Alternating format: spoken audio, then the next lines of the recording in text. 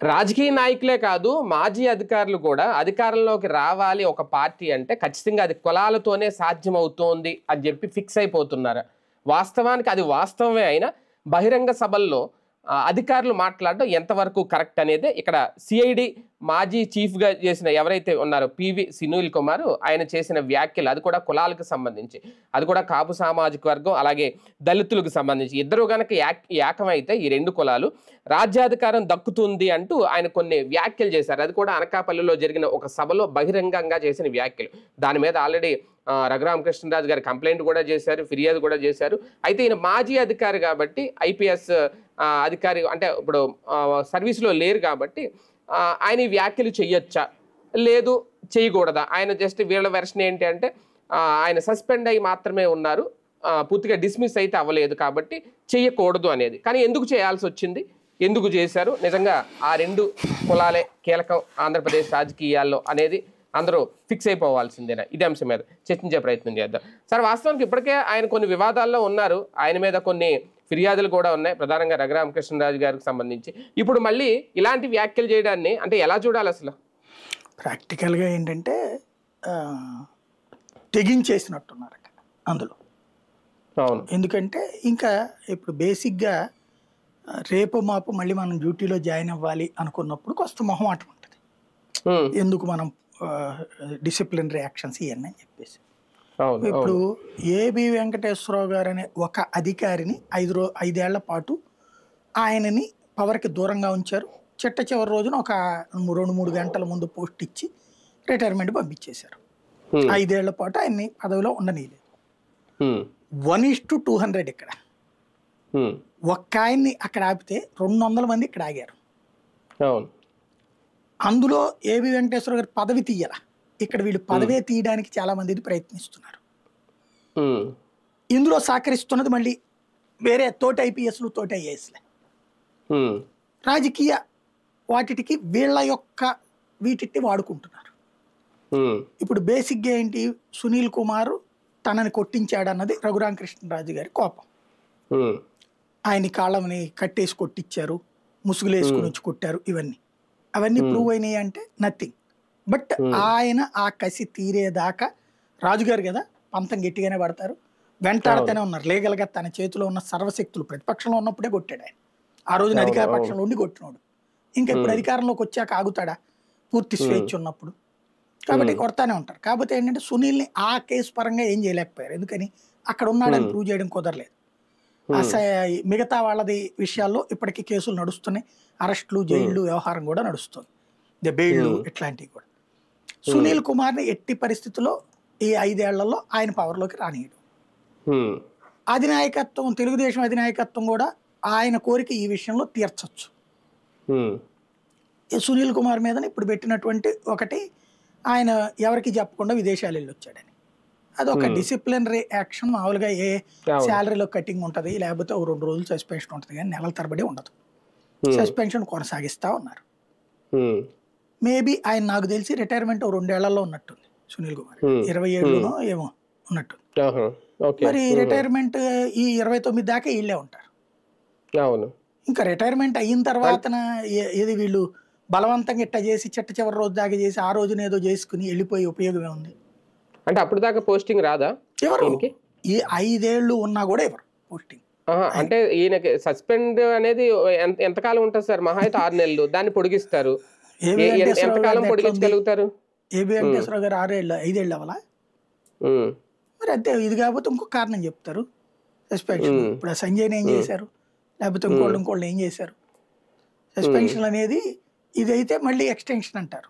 కోర్టులకు వెళ్ళిన ఇదివరకు కోర్టులు ఇట్లాంటి వాటిలో సీరియస్గా చూసే, తెలుగుదేశం విషయంలో సీరియస్ కాదు.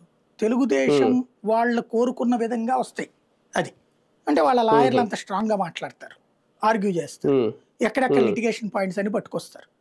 దానికి తగినటువంటి లీగల్ టీమ్ స్టిల్ నౌ వైసీపీకి ఫెయిల్యూరే, వైసీపీని నమ్ముకున్న అధికారులకి ఫెయిల్యూరే. బలమైన సుప్రీంకోర్టు లాయర్లు కూడా తెలుగుదేశం పక్షాన ఉన్నారు, వీళ్ళకి లేదు. అక్కడ పొయ్యాలి కోర్టులు. ఇప్పుడు చంద్రబాబు గారి కేసులో ఎన్ని 100 కోట్లు పోసుంటారు లాయర్లకి. అట్లాగే జగన్ కేసులో పొయ్యగలిగి ఉంటే అప్పుడే బెయిల్ వచ్చేది కదా, 16 నెలలు జైల్లో ఎందుకుంటాడు? నడుస్తుంది. తను లీగల్గా పట్టించుకోడు, లీగల్, జుడిషియరీ ఒకటి, జర్నలిజాన్ని ఒకదాన్ని పట్టించుకోడు జగన్. ఆ రెండిటి వల్లే సఫర్ అవుతున్నాడు అతను. స్టిల్ నౌ అతనికి ఆ విషయంలో అది ఒక మొండి పట్టుదల ఎందుకో తెలియదు, అంటే అంత అవసరం లేదనుకుంటారేమో అనుకుంటాడు. వీటితో. సునీల్ వచ్చేటప్పటికి, ఇప్పుడు సునీల్ కుమార్ గారు వచ్చేటప్పటికి జరిగినటువంటి పని ఏంటి, ఇక అది లేదు అని తేలిపోయింది, ఇక రానివ్వరు అనేటు. నెక్స్ట్ ఇంకా నాకు తెలిసి పొలిటికల్ అప్లికేషన్ వైపుకి వెళ్తాడు. ఇప్పుడు ఎస్సీ సెగ్మెంట్లు ఉన్నాయి కదా, రేపు 2029కి మనకి ఇప్పుడున్న 25 ఎంపీ సీట్లు అయితే 39 కాబోతున్నాయి. ఇప్పుడు ఉన్నటువంటి ఎంపీల కంటే కనీసం 4-5 ఎస్సీ ఎస్టీలకు వస్తాయి రిజర్వేషన్. ఒక ఎస్టీ 4 ఎస్సీ యాడ్ అవుతాయట ప్రస్తుతం లెక్క, ఫ్యూచర్ లో వచ్చేటటువంటి. అట్లాగే ఎమ్మెల్యే సీట్లు ఇప్పుడు ఉన్నట్టు 175 నుంచి 225 వస్తాయి. అప్పుడు ఒక 10-15 ఈ యాడ్ అవుతాయి ఎస్సీ సీట్లు, ఎస్సీ ఎస్టీ సీట్లు. దెన్ కావాలి కదా. ఇప్పుడు మీరు చూడండి, రాష్ట్రంలో 2 పార్టీల తరపున పోటీ చేస్తున్న ఎస్సీ ఎస్టీ వాళ్ళలో ఎక్కువ మంది మాజీ రిటైర్డ్ అధికారులు ఎక్కువ ఉన్నారు. మాజీ అధికారులు అది ఆర్డీఓ స్థాయిలో వాళ్ళు ఉన్నారు. ఇప్పుడు వరలరామయ్య గారు మాజీ సర్కిల్ ఇన్స్పెక్టరు, లేకపోతే ఆనంద్ బాబు గారు ఇంకొక ఉద్యోగం, జవహర్ బాబు గారు ఇంకొక ఉద్యోగం, టీచరు, ఇట్లాగా ఏదో ఒకటి. అట్లాగే ఇప్పుడు ఆయన మన ఇది గుంటూరు పక్కన ఉన్నట్టు పత్తిపాడు ఆయన రామాంజనేయులు ఏదో ఉన్నారు కదా, ఆయన ఏంటి మాజీ ఇదే కదా, అధికారే కదా, ఐఏఎస్ అనుకుంటా ఆయన, ఐపీఎస్ ఉంది సంథింగ్, బోర రామాంజనేయులు గారు. ఇట్లాగా ప్రతి ఒక్కరికి ఉన్నది. ఈ దఫా జగన్కి అయాచితవరంగా వస్తారు వీళ్ళందరూ.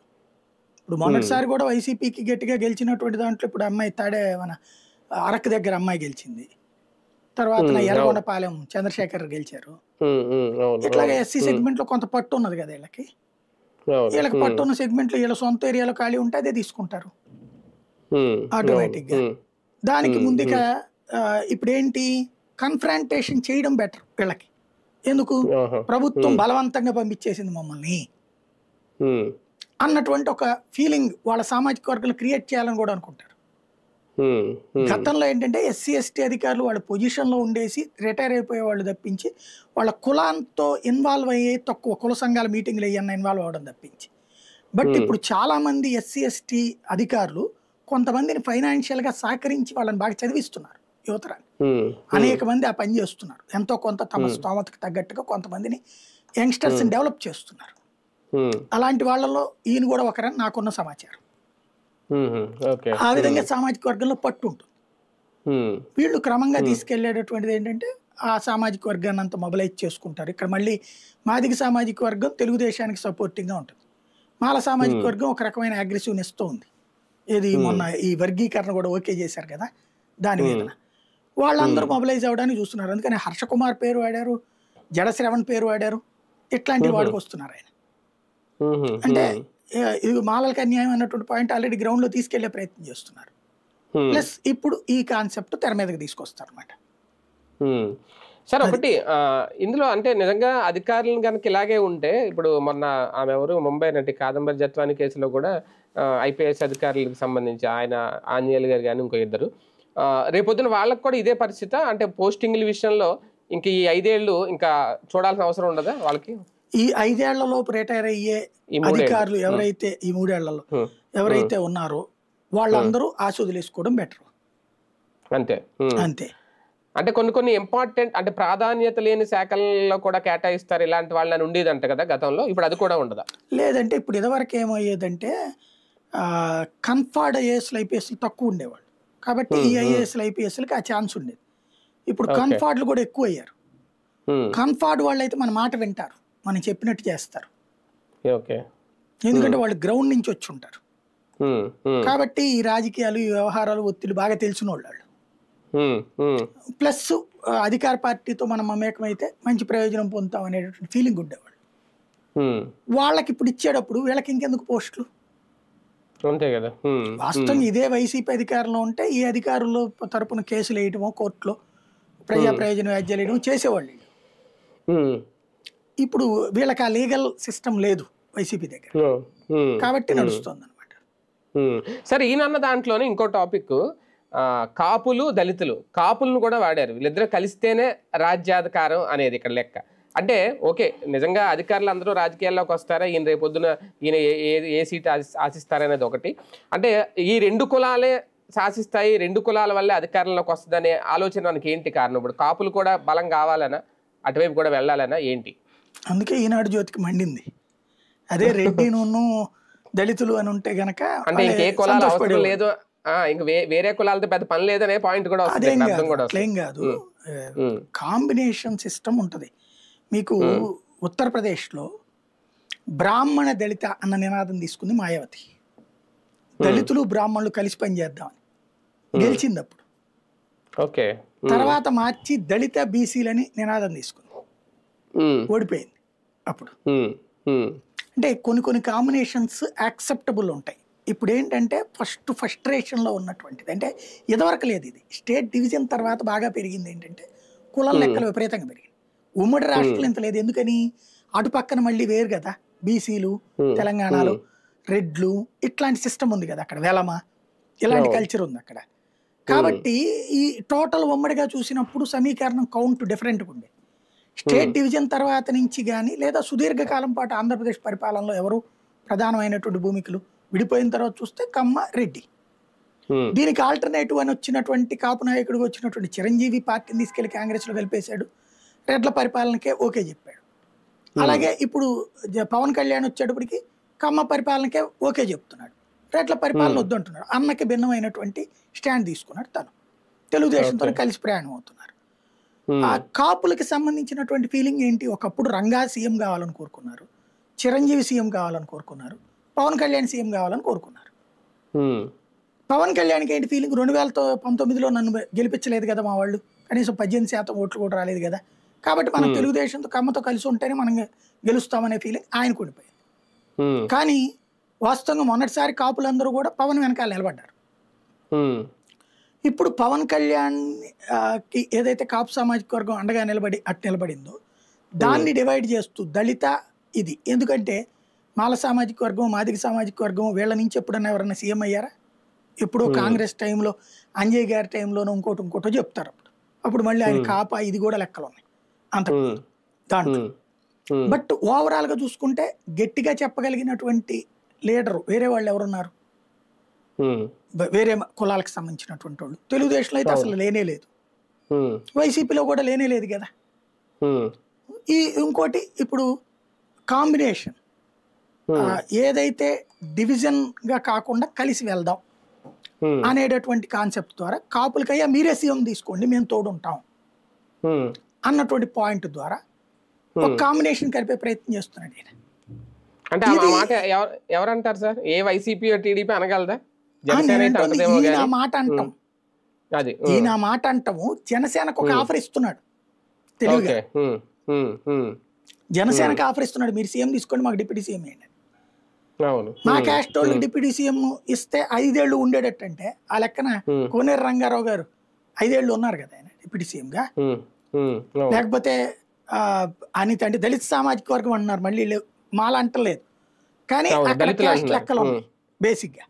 అంటే అన్ని దళితుల్లో ఉన్న సామాజిక వర్గాలు అన్ని మళ్ళీ 2 సామాజిక వర్గాలు అక్కడ మేజర్ది మాల మాదిగ సామాజిక వర్గాలకు సంబంధించి. ఈ లెక్కలన్నిట్లో వీళ్ళు కోరుకుంటున్నది మాల సామాజిక వర్గం నుంచి డిప్యూటీ సీఎం పోస్ట్ కోరుకుంటున్నటువంటిది. అందుకని జనశ్రవణను హర్ష కుమార్ లాంటిది మాట్లాడింది. అంటే కొత్త కూటమి ఏమైనా ఏర్పడిపోతుందా ఏంటి దీని సంకేతం? బేసిక్ గా ఒక ట్రై. ఇప్పుడు ఆయన ప్రవీణ్ కుమార్ గారు అక్కడ ట్రై చేశారు. ఇప్పుడు ఈ ఐఏఎస్లు ఐపీఎస్లు పవర్ లో ఉన్నప్పుడు ఏంటంటే అందరూ శాల్యూట్ కొడతా ఉంటారు, నమస్కారం పెడతా ఉంటారు. మేము ప్రభుత్వాలు ముఖ్యమంత్రి అయిన మాట అన్నాడు, లేకపోతే కనుక మనం చెప్తే కొంత పని అవుతుంది సీఎంఓలో అనేటటువంటి ఫీలింగ్ ఉంటుంది. రిటైర్ అయ్యి బయటికి వెళ్ళిన రోజున అక్కడ కూడా పట్టించుకోడు, అది కామన్. కానీ ఈ లోపు ఏమనుకుంటారంటే ఈ ఫీలింగ్ లో ఉన్నప్పుడు మనం చెప్తే ఓట్లు పడిపోతాయి అనుకుంటారు. ఈ కాంబినేషన్ చేయడానికి ఈయన పార్టీ పెట్టినా ఏం వర్కౌట్ కాదు అక్కడ. కాకపోతే ఏంటంటే ఇందులో నాకు అనిపిస్తుంది ఏంటంటే ఆయన ఏం అమాయకుడు కాదు, చాలా తెలివైనడు. పొలిటికల్ అంబిషన్ ఎక్స్ప్లెయిన్ చేస్తున్నాడు, నేను రెడీలో ఉన్నాను తీసుకోండి. వైసీపీ తీసుకుంటుందా? ఇద్దరికేనా? టీడీపీ తీసుకోకపోవచ్చు, ఎందుకంటే ఆయన పనిష్ చేస్తుంది కాబట్టి. వైసీపీకి ఆఫర్ ఇస్తున్నట్టు అని తీసుకోండి అని. అది అవును. కానీ ఒకటి సార్, వీళ్ళిద్దరు కలిస్తే అంటే కాపులు దళితులు కలిస్తే రాజ్యాధికారం వస్తుంది అనేది, కానీ వాళ్ళకే రాజ్యాధికారం రావాలి అంటే అది ఏ వైసీపీలోకి వెళ్తే సాధ్యం అవుతుందా? అంతే కదంటే, కుల కాంబినేషన్లలో బీసీ కాంబినేషను, రెడ్డి కాంబినేషన్ అనుకున్నాడు జగన్. రెడ్డి బీసీ మైనార్టీ ఏమైంది? ఒక్కసారిగా మార్పు వచ్చేది. బీసీలకి అనేక పోస్టులు ఇచ్చాడు జగన్. ఇచ్చిన అన్ని పోస్టులు ఆంధ్రప్రదేశ్ ఉమ్మడి చరిత్రలో కూడా లేదు బీసీలకు ఇచ్చింది. కానీ ఏమైపోయాడు? తెలుగుదేశం బీసీ ముఖ్యమంత్రి పదవే చెప్పింది తెలంగాణలో. ఏమైపోయింది? కాంబినేషన్స్ ఎల్లవేళలా కాదు. కాకపోతే ఈ చర్చ ఫ్యూచర్ లో జరుగుతుంది. ఇప్పుడు పవన్ ని సరిగ్గా చూసుకోవట్లేదు, లేకపోతే మా కాపులు సీఎం కావాలి, ఎంతకాలం ఇట్లాగా, ఎంతకాలం అనే జనం ఫీలింగ్ వచ్చింది అనుకోండి, అప్పుడు కాపు నాయకులు ఈ మాట మాట్లాడడం బిగిన్ చేస్తారు. అలాంటి దానికోసం ఇప్పుడే ఈయన బిస్కెట్ వేసాడు అక్కడ తెలివిగా. అది నడుస్తుంది ఇక్కడ. కానీ దీనికి కారణంగా, లేదంటే దీన్ని అడ్డు పెట్టుకుని ఈయన మీద ఏమైనా యాక్షన్ తీసుకునే అవకాశం ఉంటుందా? ఖచ్చితంగా తీసుకుంటారు. దీని ఆధారంగా యాక్షన్ ఉంటుంది. ఇక ఆయన జీవితంలో పదవిలో ఉండకపోవచ్చు, అందుకు సిద్ధపడిన కాంబినేషన్ సిద్ధపడిన మాట్లాడి ఉండొచ్చు నేను అనుకోవడం. అంటే ఇంకా రాజకీయ రంగ ప్రవేశానికి సిద్ధం అవుతున్నారని కూడా ఒక సంకేతమేమో సునీల్. అంతే. రైట్. చూద్దాం. నిజంగా మరొక వివాదాస్పద వ్యాఖ్యల్లో ఇరుక్కున్నారా? వివాదాస్పద వ్యాఖ్యలు చేసి ఇబ్బందులు ఎదుర్కోబోతున్నారా మాజీ ఐపీఎస్ అధికారి సునీల్? లేదు అంటే ఆయన ఇంకా రాజకీయ ఎంట్రీ ఇవ్వడానికి సర్వం సిద్ధం చేసుకుంటున్నారు. వేచి చూద్దాం.